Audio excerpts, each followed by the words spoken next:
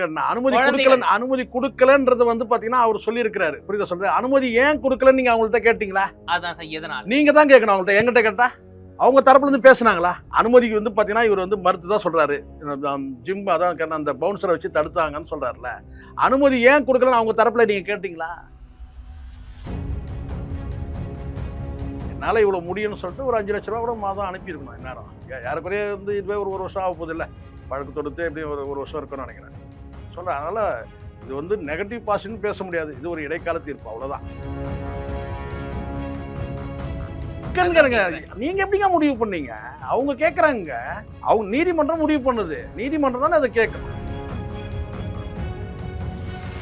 ஒரு சிக்கல் இருக்கிறாரு, ஒரு குடும்ப சிக்கல் ஆயிடுச்சு. அது வந்து பார்த்தீங்கன்னா அது விவாகரத்து வரைக்கும் போயிடுச்சு. இப்போ அந்த சிக்கல் இருந்து அவர் வந்து பார்த்தீங்கன்னா வந்து அவர் மீளணும். அந்த குடும்பமும் வந்து பார்த்தீங்கன்னா பிள்ளைகளுடைய படிப்பு பாதிக்கக்கூடாது. ஏதோ அவங்க வந்து பார்த்தீங்கன்னா அவங்களுக்குள்ள வந்து பார்த்தீங்கன்னா உரிமை அடிப்படையில் கேட்குறாங்க. அவர் 40 லட்சம் அவங்க கேட்குறாங்க, 4 கோடி கேட்குறாங்க. அது அவங்களுடைய ரைட்ஸு. அதில் நம்ம உள்ள போய் நம்ம வந்து கேள்வி கேட்க முடியும். பொண்ணு அருமையான பொண்ணு, அற்புதமான பொண்ணு, பத்திரமாத்து தங்கத்தை அநியாயமா வந்து பார்த்தீங்கன்னா சைபர் புல்லிங் பண்ணி விரட்டி விட்டீங்களே கேட்டாரா? ரவிமோகன் வந்து பார்த்தீங்கன்னா நல்ல மனுஷன் தான். அவருக்கு வந்து இப்போ வந்து பார்த்தீங்கன்னா வந்து கெட்ட சூழல் அவருக்கு நடந்துகிட்டு இருக்குது. அதை தான் நம்ம அப்படிதான் நம்ம எடுத்துக்கணும்.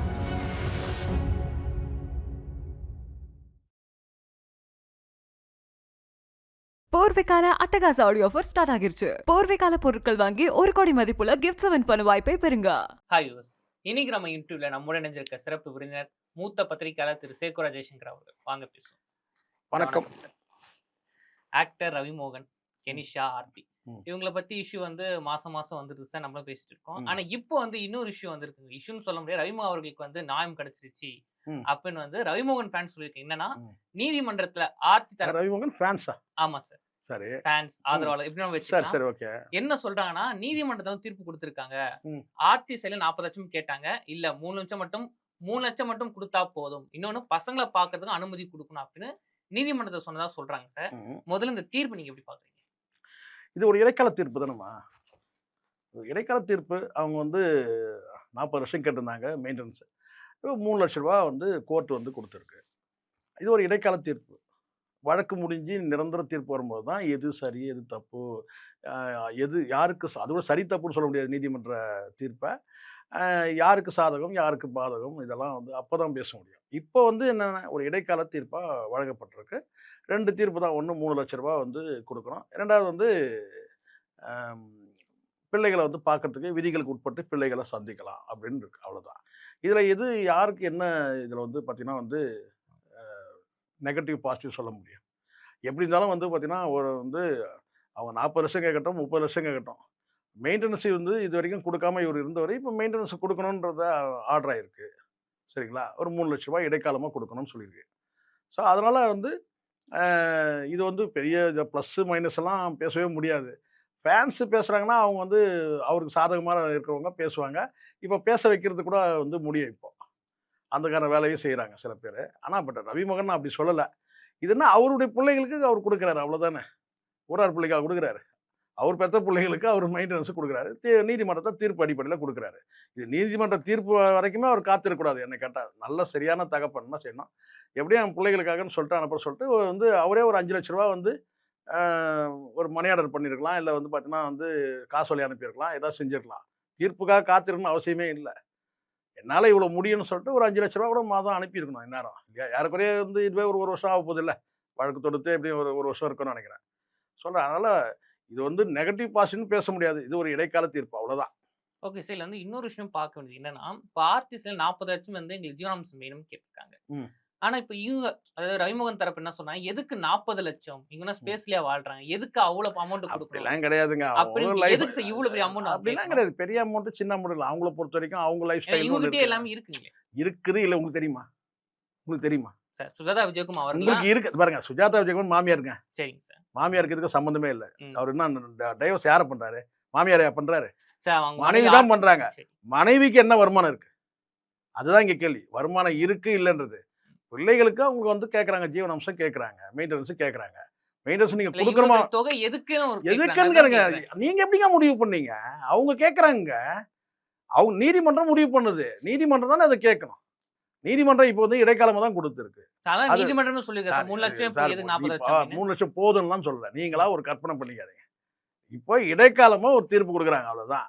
மெயின் வந்து பார்த்தீங்கன்னா மெயின் வழக்கு மெயின் கேஸ்னு ஒன்று இருக்கு. அது டைவர்ஸ் ஆகி முடியும் போது தெரிய போகுது. இப்போ அவங்க தற்காலிகமா வந்து இடைக்காலமா வந்து இடைக்கால தீர்ப்புன்னு புரிஞ்சுக்க மாட்டாங்க. இடைக்காலமா கேட்டால் 3 லட்சம் கொடுங்கன்ட்டாங்க.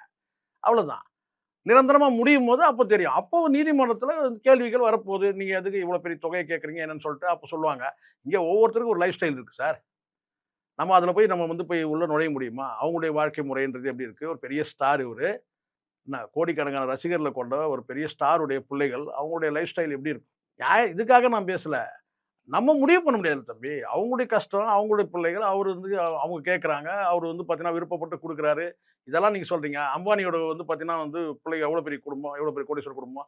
நீங்க சொல்லுவீங்களா? ரூ. 3,00,000 அவங்களுக்கு வந்து டீ சாப்பிடுறது செலவு. ஒரு வேளை டீ சாப்பிட்டாங்கன்னா, அவ்வளோதான் ரூ. 3,00,000 செலவு பண்ணுவாங்க. அப்படி நீங்க சொல்ல முடியுமா? ஒவ்வொருத்தரும் வாழ்க்கை முறைன்னு ஒண்ணு இருக்கு.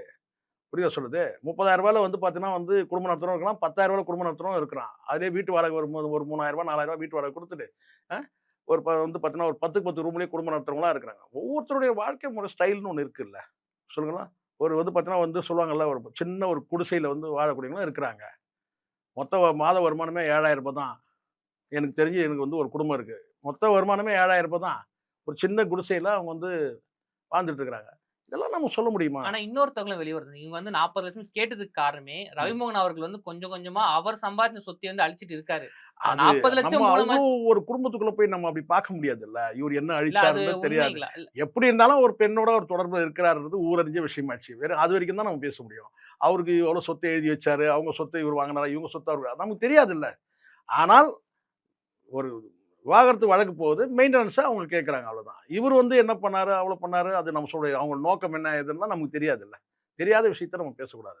இதுல வந்து ரவிமோகனுக்கு அகைன்ஸ்டா பேசணுன்ற அந்த எண்ணமும் நமக்கு வரக்கூடாது.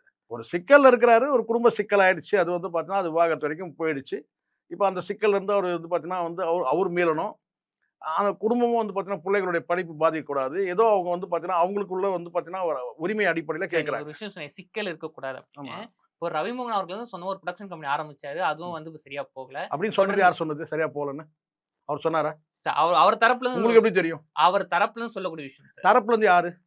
அவங்க ஃபேன்ஸா இருக்கலாம். அது ஆனா ஃபேன்ஸா அவங்க இருக்கலாம் தரப்புல தான் கிடையாது. ம். யார் சொன்னது? யார் சொன்னது? சார் அவங்க ஃபேன்ஸ் தான் சார். ஃபேன்ஸ் யாரு உங்ககிட்ட சொன்னாங்க? எந்த ஃபேன்ஸ் சொல்லுங்க ஒரு 4 பேர் சார் சொல்லுங்க. சோசியல் மீடியால போயிட்டு இருக்கு. சோசியல் மீடியால 1000 பேசுவாங்க சார். சரி. சோசியல் சார் மீடியால 1000 தொடர்ந்து பேசுவாங்க. இன்னும் படங்கள்லாம் அவர் பண்றது இல்ல சார். திருப்பி நான் சொல்றது கிடையாது. ஏன் படம் பண்ணலன்னு யார் சொன்னது? அடுத்தது அதான் கராத்தே அவரு நீங்க சொல்லிட்டாரு கராத்தே சார். சார் அவர் சொன்னது சார். அதுக்கப்புறம் பிரச்சனை ஒரு முடியும் நான் படம் பண்ண மாட்டேன்னு சொல்லிருக்காரு. அப்ப அதுக்கப்புறம் நீங்க மீடியா பார்க்கவே இல்லையா? அதுக்கப்புறம் அதுக்கப்புறம் அவர் வந்து பார்த்தீங்கன்னா வித்ட்ரா பண்ணது தெரியாதா உங்களுக்கு? அதுக்கப்புறம் மன்னிப்பு கேட்டது தெரியாதா சரி உங்களுக்கு? சரி இப்ப ஏதோ படம் தெரியுமா தெரியாதா? அந்த கேள்விக்கு மட்டும் பதில் சொல்லுங்க. சரி தெரியும் சார். சரி. இப்போ படம் அவர் சொன்னது வரைக்கும் பேசுறீங்கல்ல. ம். முதல்ல சொன்னது பேசுறீங்க. 2வது வந்து சொன்னதை விட்டுறீங்கன்னா, அப்ப நீங்க ரவிமோகனுக்கு அகைன்ஸ்டா இருக்கிறீங்கன்னு அர்த்தம். முதல்ல ஒரு வார்த்தை சொல்லிட்டாரு. வார்த்தைய விட்டுட்டாரு. எமோஷனல் ஆகி பேசினா எனக்கு தெரியும். சைபர் புல்லிங்க அது இதுன்னு பேசினாரு. ஆனா அதுக்கப்புறம் வந்து பார்த்தீங்கன்னா வந்து தப்ப ரியலைஸ் பண்ணிட்டு அதுக்கப்புறம் வந்து பார்த்தீங்கன்னா மன்னிப்பு கேட்டாரு. நான் மீண்டும் படத்துல நடிப்பேன்னு சொன்னாரு. மீண்டும் நடிப்பேன்னு சொன்னாரு பாசிட்டிவா சார். பேசல ஏன் சார் விட்டுறீங்க சார், நீங்க? மீண்டும் நடிப்பேன்னு சொன்னாரு சார். ஆ, மீண்டும் நடிப்பேன்னு சொன்னாரு. ம். புரொடக்ஷன் கம்பெனி ஒரு பக்கம் இருக்கட்டும். ம். ஆனா இவருக்கு போதுமான வருமானம் இல்லாதவங்க எதுக்கு 40 லட்சம் கேக்குறீங்க ஒரு பாருங்க, தரப்பு திருப்பி கேக்குறாங்க. திருப்பி இது என்னது நான் இது? திருப்பி நான் மறுபடியும் சொல்றேன். ம். அவர் 40 லட்சம் அவங்க கேட்கறாங்க. 4 கோடி கேட்கறாங்க. அது அவங்களுடைய ரைட்ஸ். அதில நம்ம உள்ள போய் நம்ம வந்து கேள்வி கேட்க முடியாது. ஏன் நீ 40 லட்சம் கேட்கறீங்க? 4 கோடி கேட்கறீங்க. 40 கோடி நம்ம கேட்க முடியாது. கேட்க ஆனா குழந்தைங்கள பாக்குறது அனுமதி இல்ல. திருப்பி கேட்டேன். குழந்தைகள். அனுமதி குடுக்கலன்றது வந்து பார்த்தீங்கன்னா, அவர் சொல்லியிருக்கிறாரு. புரியுதா சொல்றேன்? அனுமதி ஏன் குடுக்கலன்னு நீங்க அவங்கள்ட்ட கேட்டீங்களா? அதான் சார் எதனால? நீங்க தான் கேட்கணும் அவங்கள்ட்ட. என்கிட்ட கேட்டா? அவங்க தரப்புல இருந்து பேசுனாங்களா? அனுமதிக்கு வந்து பார்த்தீங்கன்னா, இவர் வந்து மறுத்து தான் சொல்றாரு. ஜிம் அதான் அந்த பவுன்சர வச்சு தடுத்தாங்கன்னு சொல்றாருல்ல. அனுமதி ஏன் குடுக்கலன்னு அவங்க தரப்புல நீங்க கேட்டீங்களா? யாராச்சும் கேட்டீங்களா? அது என்ன காரணம்? அதுதான் எனக்கு எப்படி தெரியும்? அவங்கள தான் நீங்க கேட்கணும். அவரு சொல்றாரு சார் அனுமதி குடுக்கல. ஆனா உண்மையிலே வந்து பார்த்தீங்கன்னா, அனுமதி மறுத்தாங்களான்னு உங்களுக்கு தெரியுமா? இதுதான் பிளைண்டா பேசுறதுன்ட்டு. அனுமதி மறுத்தாங்களான்னு உங்களுக்கு தெரியுமா? சார், ரவிமோகன் இருங்க. சொல்லுங்க. அனுமதி மறுத்தாங்கன்னு உங்களுக்கு தெரியுமா? அனுமதி ஏன் மறுத்தாங்கன்னு உங்களுக்கு தெரியுமா? சார், ரவிமோகன் ஒரு பாருங்க ஒண்ணு நல்லா புரிஞ்சுங்க. ஜென்யூனா பேசணும். இல்லன்னா பேசக்கூடாது. அவரு பேசுறதுல அவரு என்ன கேட்டா எனக்கு வந்து பார்த்தீங்கன்னா, பவுன்சர் வச்சு தடுக்குறாங்க அப்படின்னு அப்படின்னு அவர் சொல்றாரு. சொன்னது. உள்ளபடியே வந்து பவுன்சர் வச்சு தடுத்தாங்களான்றத முதல்ல அவங்க சொல்லணும். அப்படி தடுத்தாங்கன்னா ஏன் தடுத்தாங்கன்றத அவங்க தரப்புல இருக்க சொல்லணும்ல.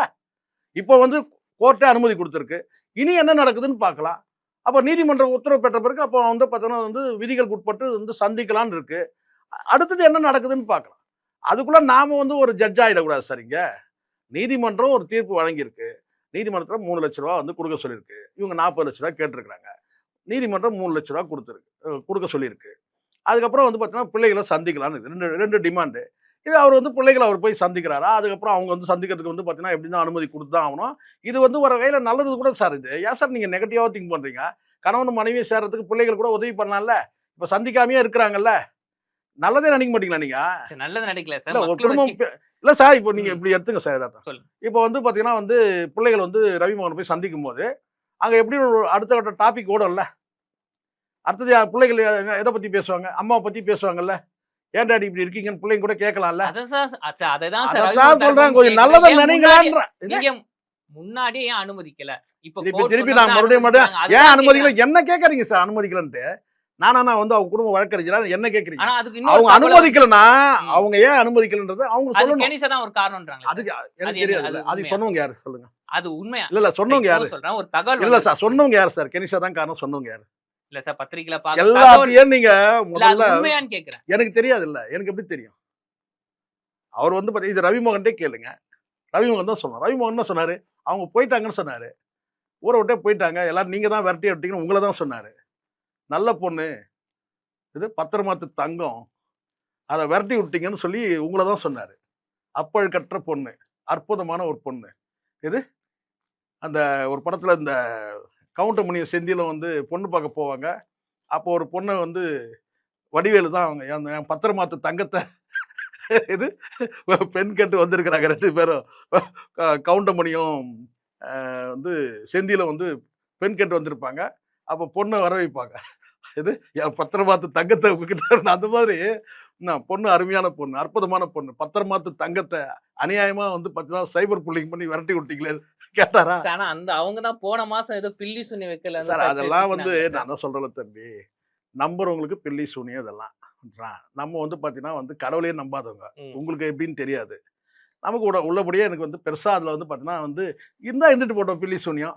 இல்ல சார் இந்த பில்லி சுனி அவங்க வந்து வைக்கிறாங்க. அதனால தான் பசங்கள வந்து ஆர்த்தி விடல அப்படின்னு தான் சொல்றாங்க சார். சார் அது உண்மையா? அதெல்லாம் நமக்கு வந்து தெரியாதுல்ல தம்பி. தெரியாத ஒரு குடும்பத்து விஷயத்துக்குள்ள போய் நம்ம பேச முடியாதுல்ல.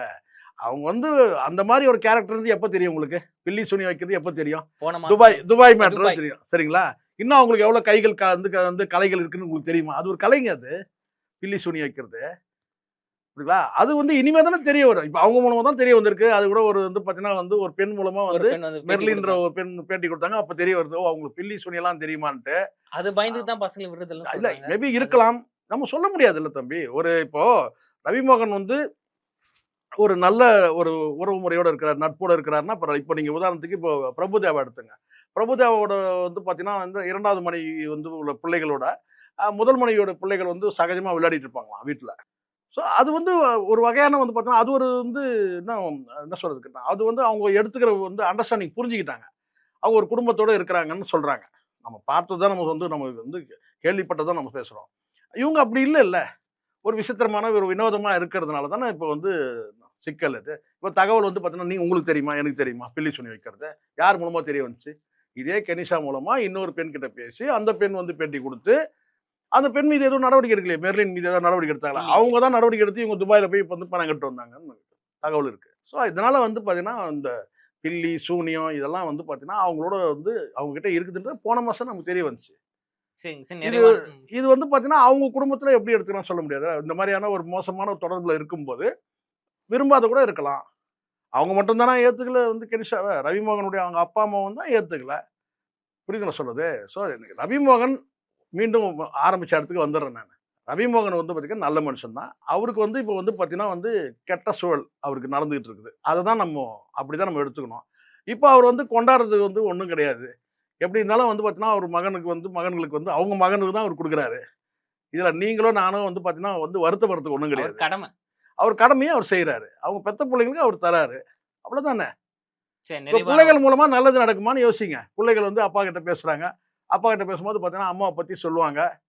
ஒண்ணா இருக்கலாம்ப்பான்னு சொல்லுவாங்க. இதெல்லாம் மனசு மாறும் சார். அதான் சார் காலம் இப்போ தான் நீங்க சார் ஒரு எல்லாத்தையும் விஷயம் சொன்னீங்க. மாத்துது. இப்போ பசங்க வந்து அப்பாவையும் பார்க்கலாம், அம்மாவையும் பார்க்கும்போது 2 ம். பேருக்குள்ள அந்த பிரச்சனைகள் மாறும்ன்றீங்க. ம். இப்போ இது கெனிஷா அவங்க எப்படி மாறணும்னு நினைக்கிறேன். மாறணும். இதே ஆமா. கெனிஷா அவங்களுக்கு எப்படி சார் இருக்கும்? ஏன் அவங்களுக்கு என்ன நடுவுல? இல்ல சார் நீங்க யாகபோகமா பார்த்தாலும் ஏதோ கெனிஷாவுக்கு தம்பி மாதிரி பேசினுக்கிறீங்க நீங்க. இல்ல சார் நான் பொதுவா நான் கேக்குறேன். இல்ல பொதுவா ஒண்ணு நல்லா தெரிஞ்சுக்கணும் தம்பி. நட்பு தான். ம். புரியுதா சொல்றது? அது தாண்டி வேற எந்த உறவா இருந்தாலும் அதுதான். ஆனா திருமணமான உறவு வந்து பார்த்தீங்கன்னா, கணவன் மனைவி உறவுன்றது வேற. அது சிஸ்டத்துக்குள்ள வந்துரும். இதெல்லாம் சிஸ்டத்த கடந்தது. இந்த காதல், இந்த இந்த பார்த்தீங்கன்னா, இந்த கள்ளக்காதல், நொள்ளக்காதல்லாம் இருக்குதுல்ல, இதெல்லாம் வந்து சிஸ்டத்துக்கு வெளியில. அது நல்ல காதலா இருக்கட்டும், நொள்ள காதலா இருக்கட்டும், எந்த காதலா இருக்கட்டும். ஆனா மேரேஜ்ன்றது ஒரு சிஸ்டத்துக்குள்ள இருக்குது தம்பி. அது எளிதா நீங்க அவ்வளோ ஈஸியா வந்து பார்த்தீங்கன்னா, ஏன் நீதிமன்றத்த போய் மண்டியிட்டு கேட்குறீங்க விவாகரத்து? காரணம் மேரேஜ்ன்றது சிஸ்டம். புரியுதா சொல்றது? அது நீங்க புனிதம்னு நெனச்சா புனிதம். ஐயோ! பிரச்சனைன்னு நெனச்சா பிரச்சனை. ஸோ அதனால நீங்க இந்த வந்துட்டு போற கேஸ் எல்லாம் நீங்க வந்து பெருசா பேச முடியாது. இதெல்லாம் ஒரு ரயில் ஸ்நேகம் மாரி. வாழ்க்கையில வந்து சில நேரத்தில கிராஸ் பண்ணுவாங்க. அதுக்கு நீங்க பாக்கியராஜ் படம்லாம் பாருங்க. பாக்கியராஜ் படம் சின்ன வீடு பாருங்க. அப்புறம் மௌன கீதங்கள் பாருங்க. பாக்கியராஜ் படங்கள் எடுத்து பாருங்க. புரியுதா சொல்றது? சார் வேற மீண்டும் பெரிய அந்த புத்தகம்லாம் நீங்க படிக்க தேவையில்ல. மௌன கீதங்கள்னு ஒரு படம் இருக்கு. அத பாருங்க. சரிங்களா? அடுத்தது வந்து பார்த்தீங்கன்னா வந்து இத பாருங்க. அ சின்ன வீடுன்னு ஒரு படம் இருக்கு. அத எடுத்து பாருங்க. அதாங்க சார். இப்போ நீங்க ம். திரும்பவும் அந்த கேள்வி கேட்கிறேன் ம். சார். தப்பா நினைச்சுக்க வேண்டாம். ம். இப்போ நானா கெனிஷ் தப்பா இல்ல நினைக்க சார். எனக்கு ஒண்ணும் இல்ல தம்பி பிரச்சனை. அதாங்க சார். இப்போ ஆமா. வந்து இப்போ ஆனா நீதிமன்றம் ஜாக்கிரத. கெனிஷாவுக்கு வந்து பில்லி சூனியம் வைக்கிறது இருக்கு. ஜாக்கிரதையா நடந்துங்க. நம்புறவங்க தானே சார். சோ நீங்களே நம்பர் சொல்லுங்க. எனக்கு தெரியாது. ஆனா நீங்க அகைன்ஸ்டா வந்து கெனிஷாக்கு அகைன்ஸ்டா கேள்வி கேட்கறீங்க. பார்த்து நடந்துங்க. இல்ல அவ்வளவுதான் நான் அதான் சார். சொல்லுவேன். இப்போ நீதிமன்றம் சொன்னபடி ம். பசங்க வந்து அப்பாவையும் பார்க்கலாம், அம்மாவையும் பார்க்கலாம்னு ம். சொல்லியிருக்காங்க. ம். இப்போ அம்மாவ ஏற்கனவே பார்த்துன்னு தான் இருக்கிறாங்க. அப்பாவ பார்க்கலாம். நீங்களா கொஞ்சம் சேர்த்துக்காதீங்க. ம். அது 2 பேரும் பார்க்கலாம், மீட் பண்ணலாம்னு சொல்லியிருக்காங்க. ம். இப்போ சோஷியல் மீடியால சொல்லக்கூடிய விஷயம் என்னன்னா, கெனிஷா அவர்கள் வந்து ரவிமோகனை வந்து ம். அவங்க கட்டுப்பாட்டுல வச்சிருக்காங்க அப்படின்னு சொல்லியிருக்காங்க. ம். இப்போ பசங்க வந்து அப்பாவை பார்த்துட்டு, ம். அப்பா பத்தி அம்மா நீங்க 2 பேரும் ஒண்ணு சேரணும்னு சொல்லும்போது, ம். ஒருவேளை கெனிஷா ஒரு பயம் வராதா? அப்ப இந்த பசங்க வந்து 2 பேரும் ஒண்ணு அவங்களுக்கு சேர்த்துருவாங்களா பயம் அப்படின்னு? வந்தா நீங்க அவங்கள்ட்ட தான் கேட்கணும். அவங்க பயப்படுறதுக்கு யார் முதல்ல? பயப்படுறதுக்கு யார் முதல்ல? அத சொல்லுங்க முதல்ல. கெனிஷா பயப்படுறதுக்கு இதுல என்ன இருக்கு? இல்ல ரவிமோகன் நம்மள விட்டு முதல்ல கெனிஷா போயிருவாரோ? வந்து இப்போ வந்து ரவிமோகனோட இருக்கிறாங்களா முதல்ல? அது தெரியுமா முதல்ல இல்லீங்களா உங்களுக்கு? சார்? இல்லன்னு அவரு தானே சொன்னாரு. ஊருக்கு கிளம்பி போயிட்டாங்க. போயிட்டு அநியாயமா அவர் நீங்க சொல்றாரு. நீங்க அவர் தானங்க சொல்றாரு. நீங்க தானங்க சைபர் புல்லிங்லாம் பண்ணி துரத்தி அவர் விட்டீங்க நீங்க. சொல்றாரு சார். அவர் சொல்றாரு.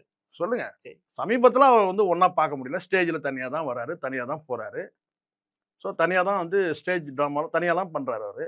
ஸ்டேஜ் பெர்ஃபார்ம் பார்த்தீங்களா? அதெல்லாம் தனியா தான் பண்றாரு. ஸோ அதனால இப்ப கெனிஷா அவர்கள் எந்த ஒரு நம்ம கவலையுமே ஏன் கிடையாது. அது நமக்கு அத பத்தி ஏன் நம்ம ஏன் நினைக்கணும்? நல்லதா நினைங்க சார் நீங்க. சரி. பிள்ளைகள் வந்து சந்திக்கும் போது அப்பாவ. அப்ப அம்மாவுக்கும் பிள்ளைகளுக்கும் ஒரு பாலமா வந்து அம்மாவுக்கும் அப்பாவுக்கும் பிள்ளைகள் ஒரு பாலமா இருக்கலாம்ல. நல்லதா நினைங்க முதல்ல. இதுக்கப்புறம் அவர் வாழ்க்கை மறுமலர்ச்சி கூட வரலாம். ம். வரட்டும். உங்களுக்கு தான் ஏதோ பிரச்சனை அதனால. இல்ல வரட்டும்ங்களே. அது ஆமா. நல்லது தானே. நல்லதுதானே சார் வரட்டும். சரி. நன்றிங்க சார். நன்றி. தொடர்ந்து பேசுவோம். போர்விகால அட்டகாச ஆடியோ ஆஃபர் ஸ்டார்ட் ஆகிருச்சு. போர்விகால பொருட்கள் வாங்கி 1 கோடி மதிப்புள்ள கிஃப்ட்ஸ் வின் பண்ண வாய்ப்பை பெறுங்க.